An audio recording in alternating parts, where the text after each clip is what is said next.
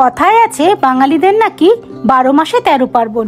তবে এখন দেখছি 13, 14, 15 কত যে পার্বণ রয়েছে তার হিসাব করা কিন্তু বড়ই কঠিন। আজ আবার একটা নতুন দিনে আবার একটা নতুন ভিডিওতে আমার প্রবাসী উড়োচিটি পরিবারের সকল বন্ধুকে অনেক অনেক স্বাগত জানালাম। আমি লন্ডন থেকে বলছি দেবিকা। আশা করি আপনারা সবাই খুব খুব ভালো আছেন, সুস্থ আছেন, আর আমরাও কিন্তু খুব ভালো আছি। আজকের যে ভিডিওটা আপনাদের সাথে শেয়ার করছি, এই ভিডিওটি ছিল ক্রিসমাসের ঠিক পরের দিন, মানে 26শে ডিসেম্বর। গিয়েছিলাম আমরা সেন্ট্রাল লন্ডন ক্রিসমাস লাইট দেখতে। মোটামুটি 24শে ডিসেম্বর থেকেই স্কুল কলেজগুলোতে কিন্তু ক্রিসমাসের ছুটি পড়ে যায়, সাথে অফিস কাচারিগুলোতেও চলতে থাকে কিন্তু ছুটির মেজাজ। তবে গত এক সপ্তাহ ধরে লন্ডনের ওয়েদারটা ছিল ভীষণ খারাপ। প্রতিদিনই প্রায় বৃষ্টি, মেঘলা, এত খারাপ ওয়েদারে যে কিভাবে লাইট দেখতে যাব সেটা বুঝতেই পারছিলাম না। যেই দেখলাম 26 তারিখ ওয়েদারটা ভালো থাকবে, সেই সঙ্গে সঙ্গে খাওয়া দাওয়া করে বেরিয়ে পড়েছি ক্রিসমাস লাইট দেখতে। আমরা আজ এসেছি লন্ডনের রিজেন্ট স্ট্রিটে। এই যে ভদ্রলোক দাঁড়িয়ে আছে দেখছেন, বাইরে এত হাড় কাঁপানো ঠান্ডার মধ্যে উনি এইরকম ভাবে দাঁড়িয়ে আছেন।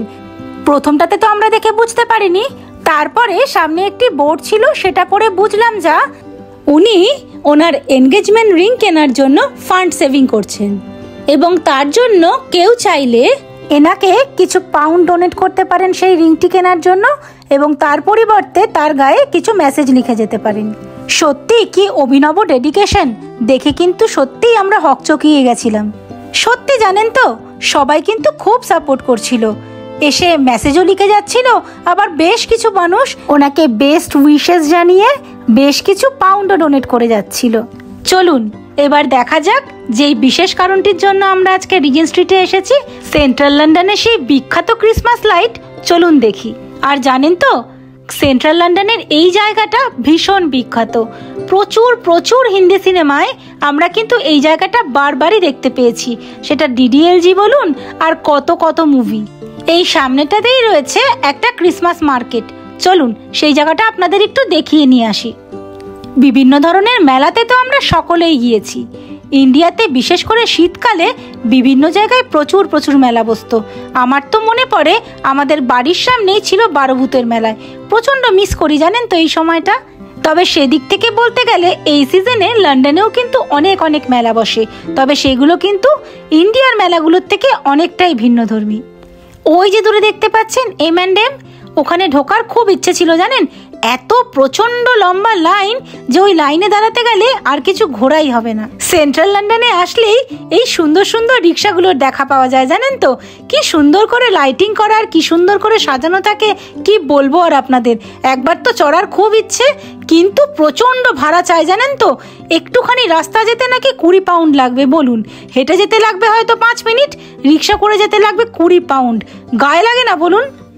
থাক বাবা, নাই বা চললাম রিক্সার সামনে দাঁড়িয়ে একটু ছবিই তুলে নিই। সামনেই রয়েছে ক্রিসমাস মার্কেটটি। চলুন আজকে আপনাদের দেখিয়ে নিয়ে আসি ইংল্যান্ডের মেলাগুলো কিরকম দেখতে হয়। মোটামুটি ইউরোপের প্রায় সমস্ত দেশেই এই ক্রিসমাসের সময় এই রকম ক্রিসমাস মার্কেট বসে, এবং হরে ধরে ক্রিসমাস মার্কেটগুলো কিন্তু একই রকম হয়। কারণ ডেনমার্কে থাকতে যেই রকম ক্রিসমাস মার্কেটগুলো আমরা দেখেছিলাম, লন্ডনে এসেও ক্রিসমাস মার্কেটগুলো কিন্তু আমার একই রকম লেগেছে, খুব একটা পার্থক্য কিন্তু মনে হয়নি। এই যে সামনে দেখছেন ভদ্রমহিলা আর ভদ্রলোককে, এনারা কিন্তু পুরো স্ট্যাচুর মতন সেজে পুরো এই ক্রিসমাসের সময়টা এই হাই স্ট্রিটে, মানে রিজেন্ট স্ট্রিটের যে হাই স্ট্রিটটা রয়েছে সেখানে বসে থাকেন। গত বছরও যখন এসেছিলাম ওনাদের কিন্তু ওই একই জায়গায় আমি দেখেছিলাম। যতদূর মনে পড়ছে গত বছর কিন্তু ওনাদের সাথে আমরা ছবিও তুলেছিলাম। চলুন ইংল্যান্ডের মেলাটি এবার ঘুরে দেখা যাক। এটা হলো এই ক্রিসমাস মার্কেটটির এন্ট্রান্স। ঢুকতে না ঢুকতেই বাচ্চাগুলোর কিন্তু আবদার শুরু। দেখতে পাচ্ছেন সামনে বাচ্চাদের সব থেকে প্রিয়, মানে শুধু বাচ্চাদের কেন বলবো, আমাদেরও খুব প্রিয় সব চকলেট আর ক্যান্ডিজের দোকান। সকলের পছন্দের কিছু কিছু ক্যান্ডিজ, চকলেট নেওয়া হলো, আর নেওয়া হলো চিনির পছন্দের একটা মার্শমেলো স্টিক।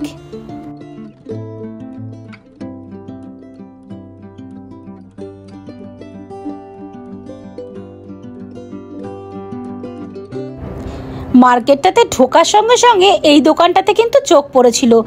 কি সুন্দর দেখতে লাগছে দেখুন, উইংচ্যাং এর কনসেপ্টে তৈরি, এগুলো কিন্তু ব্যাটারি চালিত। এর প্রত্যেকটা পার্ট কিন্তু খোলা যায়। আপনি চাইলে আপনার পছন্দ মতন পার্টগুলোকে সিলেক্ট করে রিঅ্যাসেম্বল করেও কিন্তু নিতে পারেন। তবে যতদূর মনে হলো জিনিসগুলো ছিল কিন্তু ওভার প্রাইস। সব থেকে যেটা ছোট সেটার দামই প্রায় 40 পাউন্ড। তবে এত সুন্দর জিনিসটা একটু বড় সাইজের না নিলে ভালো লাগবে না দেখতে। আর বড়টার দাম থাক নাই বা বললাম প্রায় 100 পাউন্ডের কাছাকাছি। যাক, এবার কিনলাম না, অন্য কোনো সময় একটু কম সমে পেলে তখন নেওয়া যাবে। আর থাকতে পাচ্ছিলাম না জানেন তো, এদিকে চুরস ভাজা হচ্ছিল, এত সুন্দর গন্ধ বেরোচ্ছিল যে আর নিজেদেরকে ধরে রাখতে পারছিলাম না। একদম গরম গরম চুরস, আর ওপর দিয়ে নাটেলা দেওয়া, কি অসাধারণ যে খেতে লাগে না, একেবারে যেন স্বর্গীয় স্বাদ। এই চুরস কিন্তু আমরা লন্ডনে এসেই প্রথম টেস্ট করেছিলাম, আর প্রথমবার টেস্ট করার পর আমরা তো পুরো ফিদা হয়ে গেছি এই খাবারটার। এত সুন্দর খেতে হয় যে এর স্বাদটা ভাষায় প্রকাশ করা অসম্ভব। ওই যে আপনাদের বলছিলাম না যে আমাদের দেশের মেলাগুলো আর এখানকার মেলাগুলো অনেকটাই কিন্তু ভিন্ন। দেখুন আমাদের দেশের মেলাগুলোতে কি পাওয়া যায়, কি সুন্দর সুন্দর লাল লাল জিলিপি, কটকটি, নিমকি, কত কিছু। এখানে যেমন আমরা ওগুলো ভীষণ মিস করি। আমি তো জিলিপি খেতে ভীষণ ভালোবাসতাম। যেখানেই মেলার খোঁজ পেতাম সেখানে আগে পৌঁছে যেতাম আমি আর অয়ন জিলিপি কিনে খাওয়ার জন্য। আর এখানে জানেন আমরা মেলাতে আসি মেনলি এই চুরস খাওয়ার জন্য। এত ভালো লাগে খেতে যে সত্যি আপনাদের ভাষায় প্রকাশ করতে পারছি না। এছাড়াও তো প্রচুর প্রচুর দোকান বসেছে। এদিকে ছিল পুডিংয়ের দোকান, ওদিকে সাবান, আর জানেন তো খুব সুন্দর একটা অর্নামেন্টসের দোকান ছিল। এবং যতদূর মনে হলো যে দোকানটি যিনি দিয়েছেন উনি কিন্তু এশিয়ান। তার কারণ হলো ওনার যে কালেকশনগুলো দেখলাম সেগুলো কিন্তু ছিল জাঙ্ক জুয়েলারি কালেকশন। এদিকে ছিল সসেজ, স্টেক, এইসবের দোকান। দেখছেন অনেকটাই কিন্তু আমাদের মেলাগুলো থেকে ভিন্ন। আপনাদের জন্য একটা প্রশ্ন রইল, বলুন দেখি আমাদের মেলাগুলোতে ঝাল আইটেমের মধ্যে সব থেকে পপুলার কোনটা ছিল? থাক আপনাদের বেশি অপেক্ষা করাবো না। ফুচকা, ঘুগনি, পাপড়ি চাট, ভেলপুরি, আরও কত কিছু। ও একটা আইটেমের কথা তো বলতেই ভুলে গেছি, কি বলুন তো, মাছ ভাজা, লোটে ফ্রাই। উফ, সে স্বাদের কিন্তু প্র্যাকটিক্যালি কোনো ভাগ হয় না বলুন। আমরা যখনই দেশে যাই সেই সময়টা থাকে গরম, মানে বাচ্চাদের সামার হলিডেতে, কারণ সেই সময়টা ছুটিটা একটু বেশি পাওয়া যায়, প্রায় 1.5 মাসের ছুটি। ইচ্ছে আছে নেক্সট যখনই দেশে যাওয়ার প্ল্যান করব সেটা করব ক্রিসমাসের ছুটির সময়, আর সেই সময়টা থাকে শীতকাল। তাহলে দেশে গিয়ে ভালো মজাও করা যাবে, কারণ আমাদের ওখানে সমস্ত পিকনিক, মেলা এই সমস্ত কিছুই তো হয় শীতকালে। ফলে এই সমস্ত এনজয়মেন্টগুলো থেকে আমরা তো হই বঞ্চিত। আর তার উপরে এত ঠান্ডার থেকে গিয়ে অত গরমে হাঁসফাঁস অবস্থা হয় আমাদের। কিন্তু ওই একটু বেশি সময় থাকতে পারবো বলে ওই সময়টাই সিলেক্ট করা। রাস্তা দিয়ে যাওয়ার সময় এই গাড়িটা চোখে পড়লো, কি সুন্দর দেখতে লাগছে না ঘোড়ার গাড়িটা। চলুন হাঁটতে হাঁটতে আমরা চলে এসেছি অ্যাপেল মার্কেটের কাছাকাছি।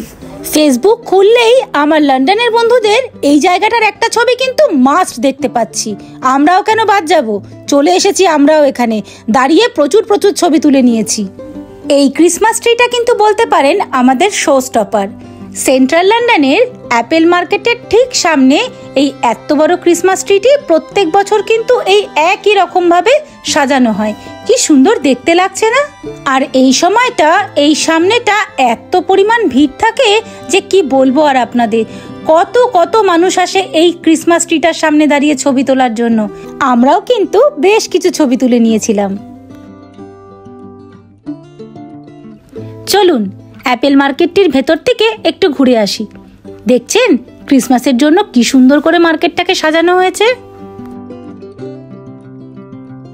সামনে কিন্তু খুব সুন্দর একটা লাইভ পারফরমেন্স চলছে, চলুন একটু দেখে আসি। লন্ডনের রাস্তাঘাটে যখনই কোথাও না কোথাও ঘুরতে বেরিয়েছি অল্প বিস্তর সব জায়গাতেই কিন্তু সুন্দর সুন্দর লাইভ পারফরমেন্স আমাদের চোখে পড়েছে। চলুন আপনাদের দেখাই লাইভ পারফরমেন্স কিরকম হয়।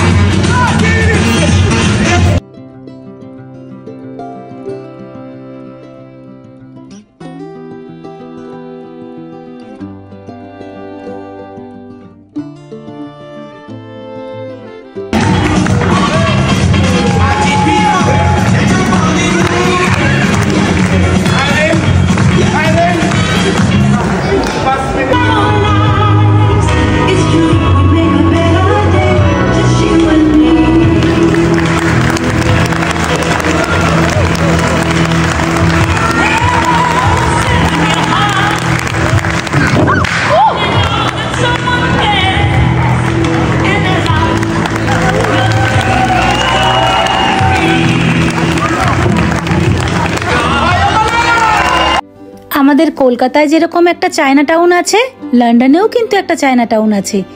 এর আগেও অনেকবার আমরা কিন্তু এই জায়গাটায় এসেছি। দেখছেন কি সুন্দর করে সাজানো রাস্তাগুলো। লন্ডনের এই চায়না টাউনটি রয়েছে লেস্টার স্কোয়ারে। এর আগেও আমার একটি ভিডিওতে আমি এই লেস্টার স্কোয়ারের পুরো জায়গাটাকে ঘুরিয়ে দেখিয়েছিলাম। সেটির লিংক আমি এই ভিডিওটির ডেসক্রিপশন বক্সে দিয়ে দেব, আপনারা চাইলে দেখে নিতে পারেন। আজকে যেহেতু অনেকটা রাস্তা হাঁটা হয়ে গেছে, বাচ্চারাও খুব ক্লান্ত হয়ে গেছে, সাথে আমরাও, তাই এই লেস্টার স্কোয়ারের জায়গাটা আমরা আর ঘুরে বেশিক্ষণ দেখিনি। চায়না টাউনে এসেছি বলে কথা, একটু চাইনিজ না খেলে হয়? তবে টুকিটাকি খেতে খেতে পেটটা প্রচন্ড ভরে গেছিল, তাই খাবারটা আমরা প্যাক করেই নিয়েছিলাম। তবে বাচ্চাদের তো আর বায়নার শেষ নেই। এই চায়না টাউনে ঢুকতেই ঠিক বাদিকে রয়েছে এই আইসক্রিমের দোকানটি। এই যে আইসক্রিমের কোনটা, সঙ্গে সঙ্গে কিন্তু এখানে গরম গরম বানিয়ে দিচ্ছে, তার উপরে খুব সুন্দর করে আইসক্রিমটাকে সার্ভ করা হচ্ছে। খেতে কিন্তু বেশ টেস্টি। এই দোকানটির লিঙ্কটাও আমি ডেসক্রিপশন বক্সে দিয়ে দেবো, আপনারা কিন্তু অবশ্যই একবার ট্রাই করবেন। ফেরার সময় দেখছি সেই ভদ্রলোক কিন্তু তখনও দাঁড়িয়ে রয়েছে। এই প্রচণ্ড হাড় কাঁপানো ঠান্ডায় এই অভিনব পদ্ধতিতে ভালোবাসার অঙ্গীকারবদ্ধ হওয়ার যে পদ্ধতি, সেটা কিন্তু সত্যি অনস্বীকার্য, এবং এটা কিন্তু সত্যি আমাদের সকলের মন ছুঁয়ে গিয়েছিল। সবশেষে আপনাদের দেখাই লন্ডনের সেই বিখ্যাত লাইটিং, যেটা সারা বিশ্বে প্রচণ্ডভাবে বিখ্যাত। ক্রিসমাস মানেই লন্ডনের যেই লাইটিংটা সবচেয়ে বেশি বিখ্যাত, মানে খবর খুললে বা যে কোনো জায়গায় লন্ডনের যে ক্রিসমাসের চিত্রটা সবার আগে ফোরকাস্ট হয়, সেটা হলো লন্ডনের রিজেন্ট স্ট্রিটের ক্রিসমাস লাইটের রাতের এই সুন্দর চিত্রটির।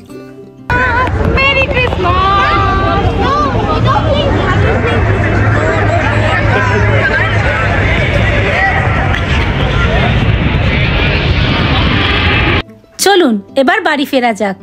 ওই যে ওপরে দেখুন, আমি এসকেলেটর দিয়ে নামছি। ওপর থেকে দেখলে জানেন তো, এই লম্বা এসকেলেটরটা যেন পুরো অ্যানাকন্ডার মতন দেখতে লাগে। চলুন তবে ক্রিসমাস স্পেশাল এই ভিডিওটা তাহলে আজকে এখানেই শেষ করছি। ভিডিওটা কিরকম লাগলো আমাকে কিন্তু কমেন্ট করে অবশ্যই জানাবেন, আর আমাদের চ্যানেলটা সাবস্ক্রাইব করার অনুরোধ রইল। ভিডিওটা ভালো লাগলে অবশ্যই একটা লাইক করবেন, শেয়ার করবেন। আর আমার ফেসবুকের বন্ধুদের বলছি, যারা আমাদের এই ভিডিওটা ফেসবুক থেকে দেখছেন, তারা চাইলে আমাদের ফেসবুক পেজটাকে ফলো করে রাখতে পারেন। সবাই সুস্থ থাকবেন, ভালো থাকবেন। খুব শিগগিরই আপনাদের সাথে আমার দেখা হবে আবার একটা নতুন ভিডিওতে।